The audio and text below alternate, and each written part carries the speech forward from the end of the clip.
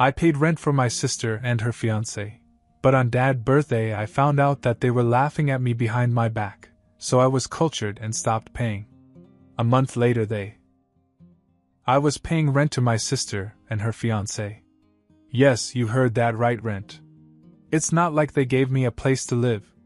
It was the other way around. I was sending them $800 a month to help with their mortgage and bills. It all started about 3 years ago. At the time, Emma and Jared, her fiancé, were having a hard time financially. They were drowning in debt, and I could tell they were too proud to ask for help. At the time, I had just gotten a job teaching high school. The pay wasn't great, but I wasn't married, I didn't have any kids, and I figured I could afford it. I mean, what are siblings for, right? I told Emma I'd help them out for a while until they got back on their feet. They were grateful, or so I thought. But the temporary arrangement dragged on and on. 1 month turned into 6, 6 turned into a year, and suddenly it was 3 years of sending money every month without fail. I adjusted my entire lifestyle around it. No big purchases, no vacations, just living frugally to keep them afloat. Still, I didn't complain. I knew I was doing the right thing. Family first, always. Then the wedding announcement came. They were finally getting married after all these years, and I thought, okay, this is a turning point. I secretly hoped they'd tell me they didn't need my help anymore. But instead, Emma called me one day and asked if I could help with her wedding expenses. I'll never forget that call. I paused for a long time before telling her no. Emma, I already send you $800 a month. I can't do more than that, I said.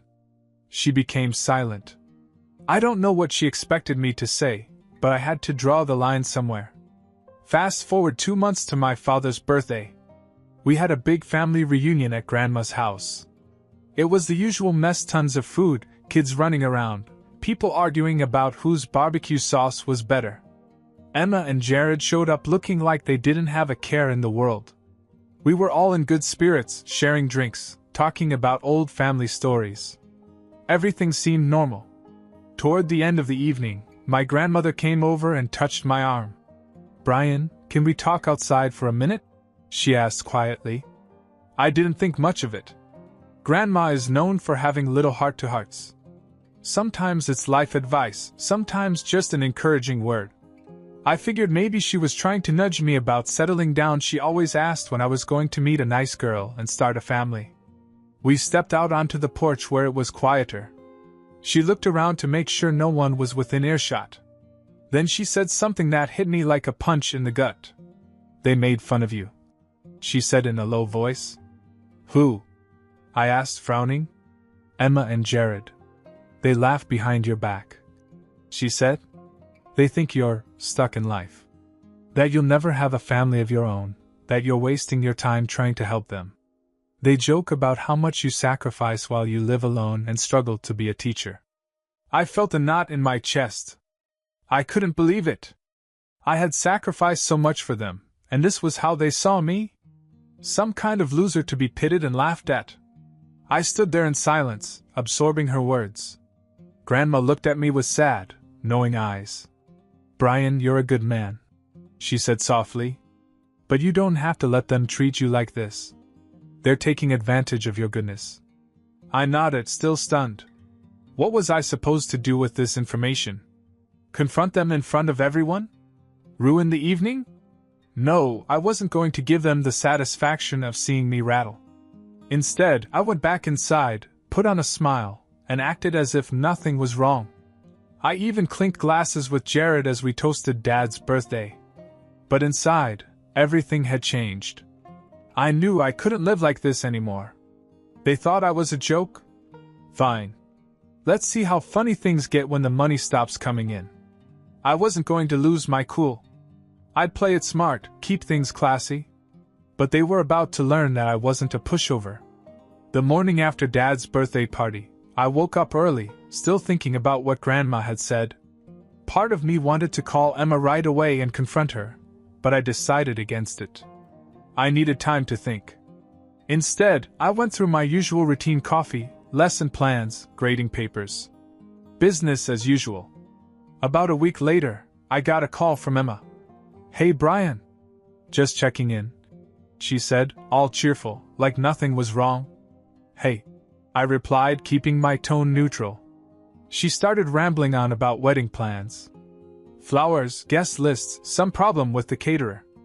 I let her talk for a while, then she casually brought up money. "Oh, and Jared was wondering if you could send this month's rent a little early. We have a few things coming up." I had to force myself not to laugh. "Yeah, about that. I'm actually going through some financial stuff myself," I said. "I won't be able to send the money this month." There was a pause. "Wait, you mean just this month, right? You'll still help us after that?" "I don't know, Emma. I've been helping for 3 years. I might need to focus on my own situation for a while." She was silent for a moment, and then I heard her voice tighten. "Brian, are you serious? We're counting on this money." "Yeah, well, I was counting on my family not laughing behind my back." There was another long silence. I didn't elaborate, and she didn't ask what I meant. Instead, she gave a stiff, "Okay," and quickly ended the call. That was the beginning of the fallout. 2 weeks passed. I didn't hear from Emma again, but I knew something was brewing. Then one night my mom called me out of the blue. "Brian, I just talked to Emma," she began, and I could tell she wasn't happy. "She says you stopped helping her with her bills? What's going on?" I sighed. "Mom, I've been sending them $800 a month for 3 years. It's not like I owe them anything. I have my own life to deal with." "Well, yeah, but they're family. And Emma said you've been acting distant. Did she also mention that they've been making fun of me behind my back?" I shot back. That shut her up for a second. "What are you talking about?" I told her what Grandma had said. For a moment there was nothing but stunned silence on the other end. Finally she spoke again, her voice softer. "Brian, I had no idea. I'm so sorry. You've done more for them than anyone could have expected. When they treat you like this, I understand why you're upset." It was a relief to hear her say that, but I knew things were about to get ugly. Sure enough, a few days later, Jared called me out of the blue. "Hey, Brian," he said, his tone forced and polite. "Emma's really upset. I think there's been some kind of misunderstanding. Is that right?" I said, keeping my cool. "Yeah, man. I don't know where you're getting these ideas, but we've never said anything bad about you. You've been great to us." "Oh, so Grandma just made that up?" I asked bluntly. Jared stammered for a second. Look, if she said something, it was probably twisted. You know how old people can exaggerate." I didn't buy it for a second. "You know what, Jared? Let's not pretend. I'm done with the money. You guys are on your own. I hope the wedding goes well." I hung up before he could argue.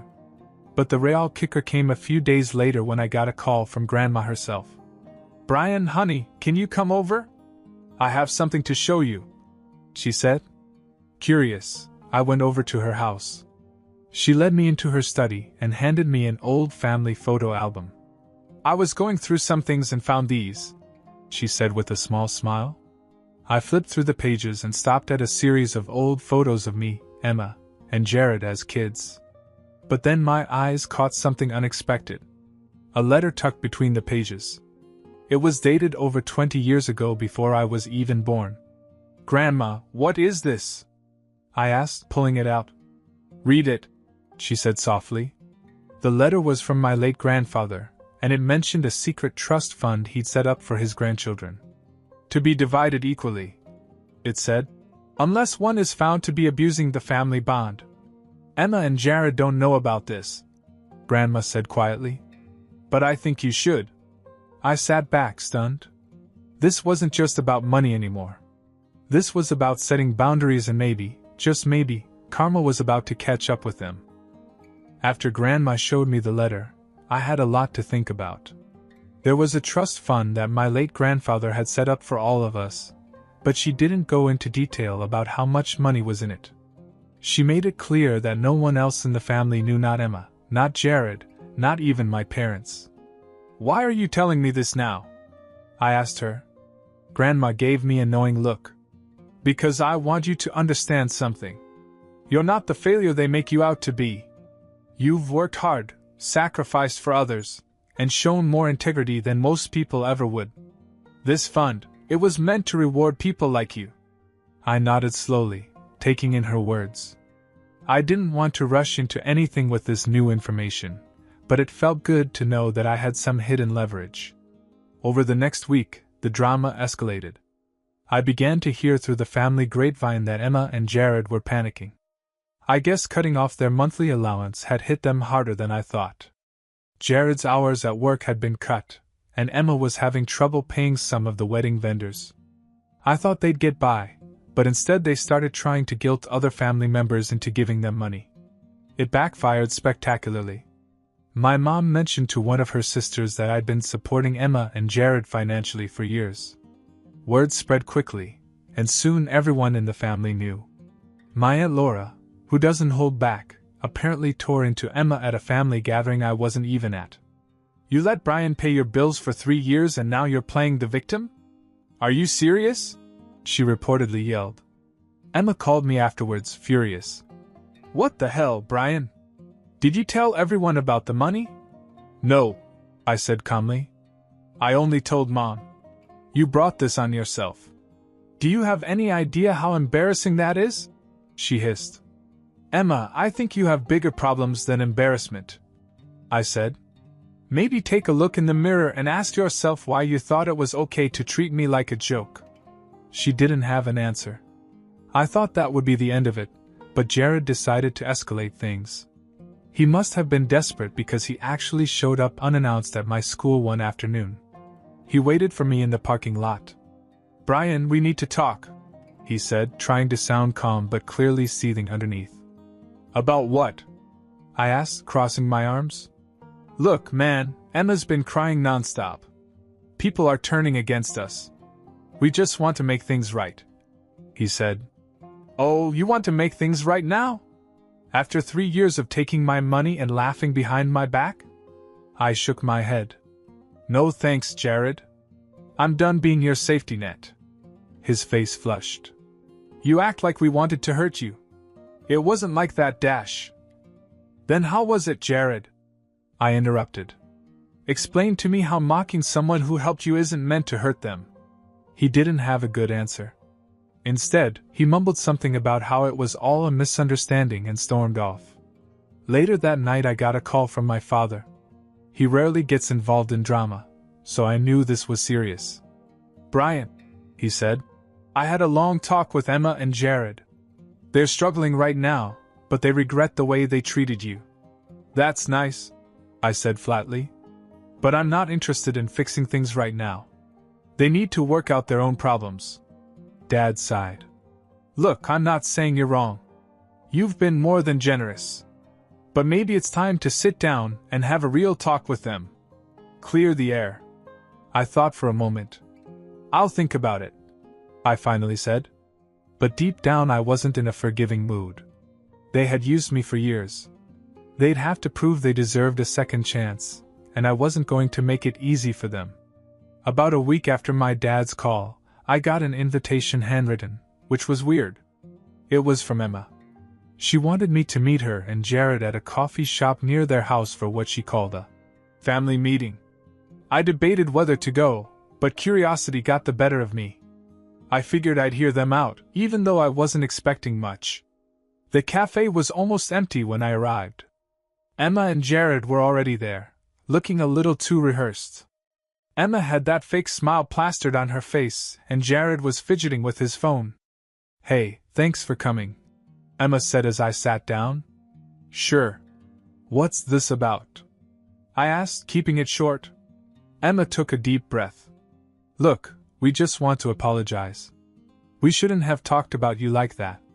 It was wrong, and we're really sorry. Jared nodded and chimed in. We were stressed out and made some bad jokes.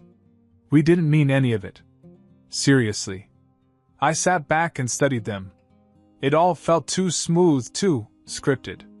Okay, I said. But let me ask you something. If Grandma hadn't told me, would you have ever apologized? They froze for a second. Emma looked at Jared, who quickly spoke up. Of course we would have eventually. I chuckled. Right.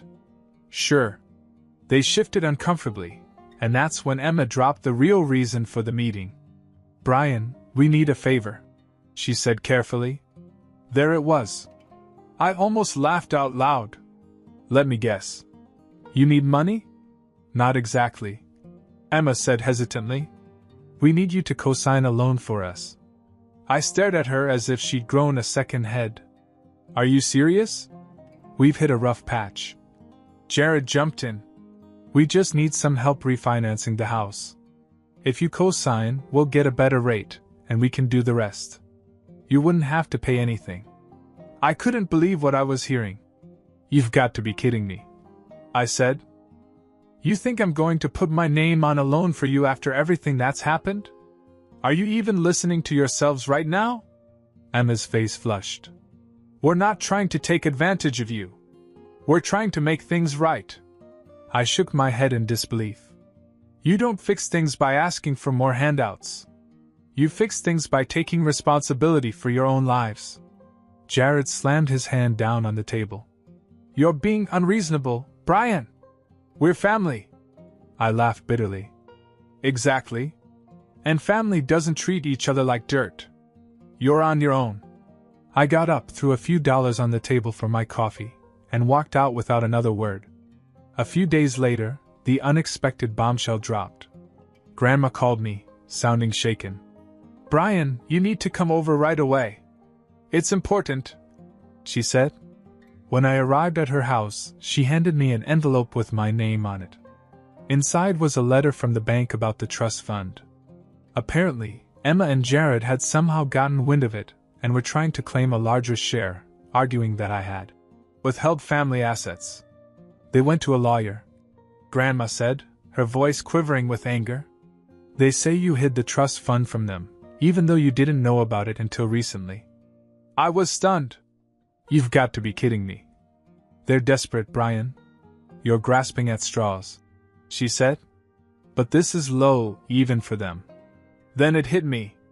They weren't just struggling, they were sinking, and now they were willing to throw me under the bus to save themselves. I'm not going to let them get away with this, I said firmly. They've crossed the line. Grandma smiled, a little sadly. Good. It's about time someone taught them a lesson. I wasn't done being blindsided, though. The next morning, I got a call from a lawyer representing Emma and Jared. I braced myself for a nasty fight, but the lawyer sounded surprisingly apologetic. Mr. Daniels, he said, I wanted to let you know that my clients have decided to withdraw their lawsuit. They'd like to settle the matter privately. Withdraw their claim? Why? There was an awkward pause. Let's just say, some new information has come to light regarding their financial situation. I think they realized they were in no position to pursue it legally. I couldn't help but wonder what had happened. Later that day, I heard from Aunt Laura. Apparently, Jared had been fired from his job after someone anonymously reported that he'd been embezzling small amounts of company money. To make matters worse, the bank had rejected their loan application outright, citing credit concerns. Karma had hit them hard, and I hadn't even lifted a finger. A few days after the fiasco with the trust claim, I was still processing everything when Emma texted me. We need to talk. Please. I ignored her. The next day, without warning, she showed up at my apartment. She was pacing outside my building when I got home from work. I sighed, but got out of the car. What do you want, Emma? I asked, already exhausted. She looked exasperated. Brian, I didn't know Jared was going to take it this far with the lawyer. I swear I didn't want it to happen. He panicked. Panicked? You were both perfectly fine trying to screw me over with that trust fund, I said. She looked down at her feet and didn't deny it. I'm sorry, okay? We've just been under so much pressure. The wedding costs, the house, everything is falling apart.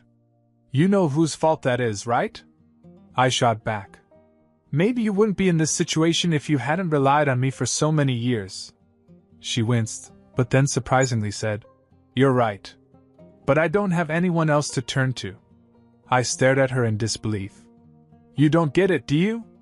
I'm done. I gave you years of my life, thousands of dollars, and all you did was laugh behind my back. Now you come here and expect me to save you again? Brian, you're my brother, she said quietly. We're supposed to look out for each other. Yeah? Where was that support when you and Jared made fun of me? When you tried to steal from me? She didn't have an answer. I shook my head. Emma, I'm done. This is the last conversation we're going to have about money or trust funds or anything else. I don't want anything more to do with you and Jared. Her eyes widened. You can't just cut me off like that. We're family. Watch me. With that, I walked in, leaving her standing there. It hurt more than I wanted to admit, but enough was enough. The next day, Grandma called me. She'd heard everything. In our family, nothing stays a secret for long. Brian, I want you to know something, she said. I've decided I'm not going to talk to Emma or Jared anymore, at least not for a long time. I was surprised. Grandma, you don't have to do that for me. I do, she said firmly. You've been nothing but good to them, and they tried to betray you. If they don't respect you, they don't respect me. They crossed the line, and I'm not going to pretend otherwise. Hearing that from her meant more to me than I could put into words. A few weeks later, I got another surprise. I ran into Aunt Laura at the grocery store, and she pulled me aside. She said, Hey, I heard about everything that happened. I just wanted to tell you that I am proud of you. She said. Proud of me? I asked, confused. Yeah. You finally stood up for yourself.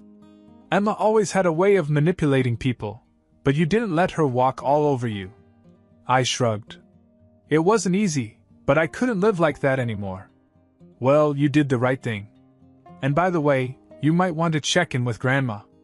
She's making some changes to the trust fund. That caught my attention. Changes? Laura grinned. Let's just say Emma and Jared might not be included in the future plans. Sure enough, when I visited Grandma a few days later, she confirmed it. I talked to the lawyer, she said. I've decided that if Emma and Jared can't show responsibility and respect, they won't get their share of the trust. I'm giving them a chance to change, but if they don't, the trust will be divided between you and your cousins instead. I was speechless for a moment. You don't have to do that, Grandma. I don't want any of the money. I know, she said, smiling. That's why you deserve it. After that, I cut off all contact with Emma and Jared. No texts, no calls. I blocked their numbers and stopped dealing with any family drama. Slowly, things started to feel easier.